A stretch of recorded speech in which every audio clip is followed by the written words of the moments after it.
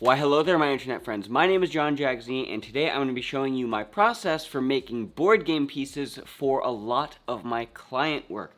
This is part 1 of 3 and today we're going to be talking about the modeling and the UV unwrapping of a token for a board game. So let's dive into Cinema 4D. Right now, we have Adobe Illustrator opened, actually, because we always want reference when we are creating something in 3D, just to make sure our clients are happy and whatnot. So we have some tokens from a project I'm working on with the client, Stoneblade Entertainment, for their game Ascension Tactics Inferno. So what I'm looking for is wherever the token is going to be cut out by a machine in real life, that is going to be the length of our object. Now, I will say that it is generally advantageous to get physical samples of whatever you are trying to model, but sometimes that just doesn't happen because of a lot of reasons. It's too expensive, not enough inventory, etc. So I can see on this Illustrator file that there is a die line in red. That is where they're going to be cutting it, so I want the width and height of that. So if you go to Window and then go to Info, you can see you have this little Info tab, and with the die line selected, if you hit A on your keyboard, you'll go to your direct selection tool, and then we can see the width and height, and that is 24.96 millimeters. So let's jump over to Cinema 4D and make an object. So go to our primitive tab, cylinder. I know that the radius is going to be 24.996 millimeters. However, that is the radius, and Adobe Illustrator is giving us the diameter. The diameter being the length across the circle, and the radius being half of that, if you remember geometry. So we're going to take that new number in centimeters and hit /2. We're dividing it by 2, and that's going to give us our true width and height in 3D.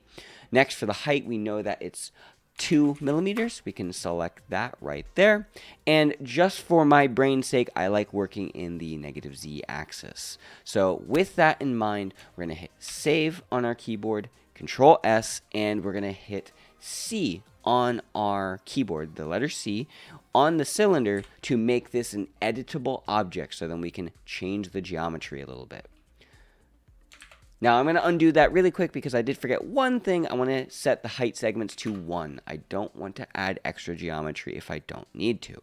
So we're going to hit C on the keyboard, go to our cylinder, and then save. We're going to hit UL on our keyboard. Now in the latest version of Cinema 4D, you have these new tools called Symmetry. It allows you to make selections in Symmetry. So you're going to hold select on the Symmetry options, and we can select the plane in which we want to make our selection. So I know I have the -z, or the Z axis, forward and backwards. So I want that checked. I want everything else off. We're going to hit UL on the keyboard, and that's going to make a selection on the front and the back side. And we're going to hit MS, and we're going to bevel this. This bevel tool comes up. We can set the subdivision to come up just a little bit more, let's say 3, and we just add a touch of roundness, something incredibly subtle. Just like that. Nothing more needs to be done for this token. We could get fancier with this topology, but as a standard good proof of concept, this is fine. Now, I'm going to undo that really quick because I like to work in a slightly different workflow. Instead of chamfering, we're going to go to solid mode. And the reason why we're adding a solid mode is because when we subdivide this and add even more geometry to it, it's going to make it look way more round. So if we hit NC on the keyboard, we can see that definitely looks like a token, versus right here, it looks a little chunky. And the reason why I like to do this is it helps keep our topology relatively reasonable. We're keeping our polygon count low. That's useful for video game engines and optimization, so your render times don't take too long. So let's work with this.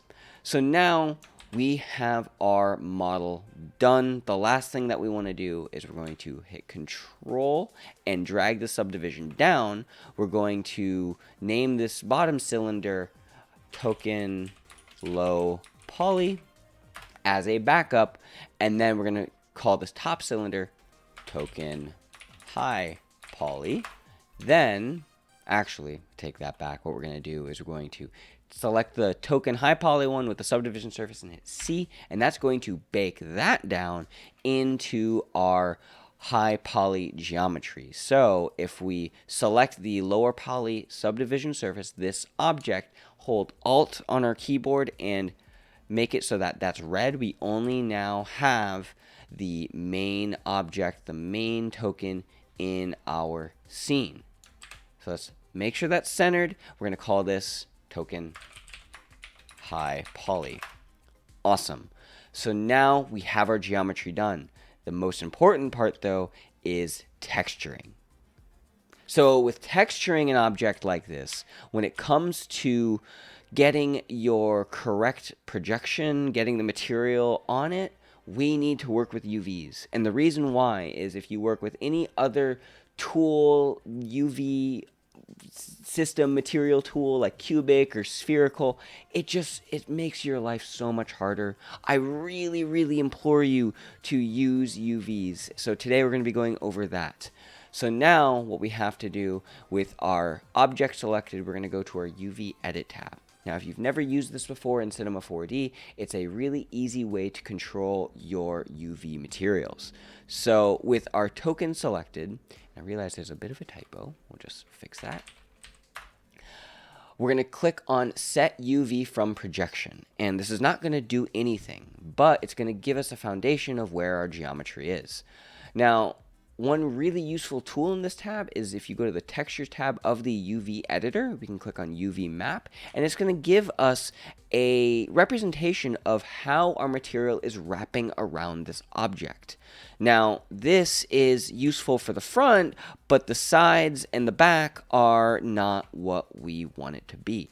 So the first thing I like to do is I like to select one of the automatic tools. And a lot of the time for simple objects, this works. So let's click on the automatic UV tab, select Packed, and hit Apply. And this actually isn't that bad. So if we turn off our UV map, go to Empty Canvas, we can see that there is something happening. And if we go to our edge selection, the biggest issue I have is that this polygon right here and anything wrapping around this circle, it's not quite showing up where I want it to. Now I'm going to go back to my standard tab really quick and just make sure I turn off symmetry because I don't want that anymore. Go back to the UV Edit tab, and we can see here that, yeah, it's working for the most part, but we know on a standard token that the edges is more cardboard. So there's a face on the front, there's a face on the back, and then we have the cardboard in the center. So we'll click on Cubic and Apply. Make sure that we select all of our geometry and then hit Apply. And you know, that's actually a little bit better. This is very close to what I want it to be because we're getting that edge right there. And I see that my viewport is actually doing a weird thing, so we're just going to fix that really quick. So if you hit Control D in your keyboard, go to Project and Display, View Clipping, set that to Tiny. So now we can get in nice and close. So we're getting a little bit closer to what I want it to, and we can check that by going to our textures, UV map, and we can see that we're getting the material, and we're getting a little bit of overlap over there, and that could be fine. That very well could be fine for me, and no one's going to be looking at the details that closely, so from here we could move forward technically. But before I go ahead, I just want to show you, if you do need to make edits on your UV map, here is the best way to do it.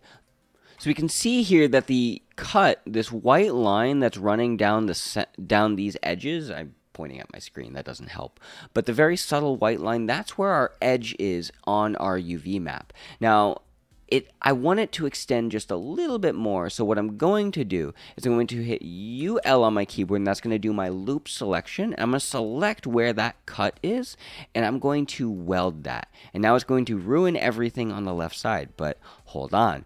Now we're going to select one loop in, and then we're going to add a UV unwrap, and that is going to fix that edge. We're going to get just a little bit more of that material on the front. So now I'm going to do the same thing to the back side. We are going to select the existing edge, weld, and then I'm going to go in one and then hit UV unwrap. Now from here, I am much more satisfied with this UV map. So what I'm going to do is I'm going to go to the UV packing tab, and this will allow us to take advantage of all of this space that we have in our material. So we'll hit Control A on our keyboard, and we'll just Control A, burp. And it's just doing that one edge. And the reason why is, let's go to polygon mode, select everything. There we go. That's what I wanted. So now we're not quite touching everywhere, but we can see that we're taking advantage of the UV space as best we can.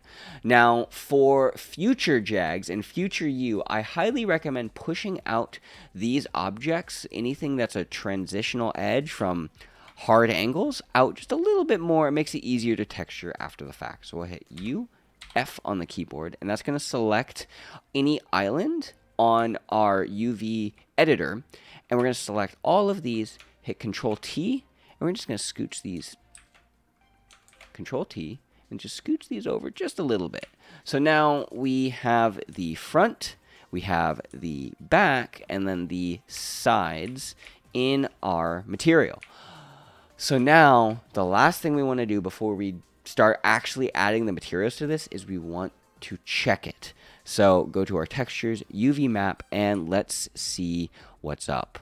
Now, what I'm looking for is to make sure that the projection of all of these materials makes sense to the world. And when I say it makes sense to the world, it's as if everything is not flipped, everything makes it, we can read it, it's legible. So we can see on this end, it's kind of legible, but then this side, it's not. It's as if we need to rotate our thing. So go to View, Frame Default, just to make sure that we're using a sort of general natural perspective of our camera in 3D. We're going to hit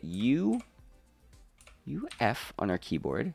Make sure we select all those polygons, hit Control T, and we're going to rotate this until it is the correct orientation. And unfortunately, it's not. We actually want to flip it because it is currently backwards. So to do that, what we're going to do is we're going to go to the Coordinates tab in the lower right-hand corner of your Cinema 4D window, hit -100% on the X at the very beginning, and that should flip it so that now everything is oriented correctly. Same thing with the backside. Let's just double check that. Control T to rotate and make sure that it matches. So now the front and the back are in a reasonable spot. So we've checked our UV. This looks good. So now what we want to do is we want to Control S, save. We want to make a new material for this. So we're going to go to File, New Texture. We're going to call this Ascension Circle Token 00_002. And I'm calling it 002 because this is the version of Cinema, or the version of this file that I'm working in. Click OK, and now we have an empty material. So now there's some really cool things that you can do in Cinema to start building this template out. The first is we're going to go to Layer, and we're going to go to Create UV Mesh Layer. And what that's going to do is it's going to make a material or a layer that we can use in Photoshop to see where our geometry is. So if we go to our window and then Layer Manager, under the UV and Edit and Paint tab, we can see that we have this new layer here. We're going to dock this right there. Now, I want to add a couple more layers. So we're going to go to Layer, New Layer, and then we'll call this Front. And then we're going to hit UF on our keyboard and select the front of our object. So that is going to be these polygons right here. And then what we're going to do is we are going to go to Layer and then Fill Polygons. Now we're going to go up to Layer, New Layer, and we'll call this Back. We'll do the same thing, but we'll select the back polygons now, and we'll call Fill Polygons. And then we'll hit UF one more time and hold Shift and select the rest of our geometry there. And then what we're going to do is go to Layer, New Layer, and you guessed it, Fill Layer, Fill Polygons. Call this Edges. Cool. All right, let's save this and bring this into Photoshop. So we're going to go to File and Save Texture. We're going to save this as a PSD file just because I like PSDs over TIFFs. That's just a preference. We're going to call this whatever we want, Photoshop file, save it wherever we want. I know it's going to be right here. So we're going to save that. And we're going to jump over to Photoshop. We're done with Cinema 4D or Blender or whatever you're using. Same principles apply. Let's move into Photoshop. All right, I hope you enjoyed part 1 of this series of making board game pieces, in particular a game token. I know it's simple, but these principles can be taken to other board game pieces such as cards or hex tiles or whatever.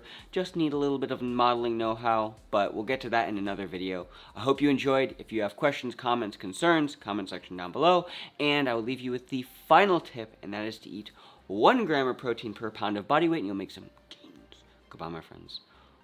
Bye.